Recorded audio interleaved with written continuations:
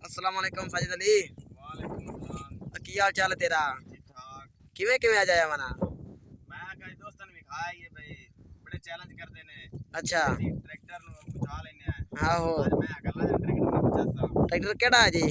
260 tractor है जी ते tractor विखा लो मगर कोई शाय नहीं है। अच्छा ते ट्रैक्टर नु मैं पूछेसा हाँ उसका फुल फाट के विखाईसा दोस्तों नु बेस ट्रैक्टर चलदा है बड़े चैलेंज में अच्छा चैलेंज है।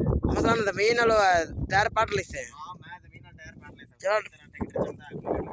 ते फिर ट्रैक्टर विखा रही है पहले चार शोर भौंक मगर क्या शायद का नहीं। अच्छा चलो कोई मसला नहीं दिखा लेना। हाँ देख लो भाई ट्रैक्टर तो मगर कोई शाय भी नहीं ते बिल्कुल खाली है ते ट्रैक्टर नो नसी चमन लगे हैं। चलो ठीक है फिर आ जाओ साजिद अली थले। आहो दोस्तों मैं ट्रैक्टर 260 अगू जाग विखा रहे हैं किस तरह चलता है। वाह भाई साजिद अली वाह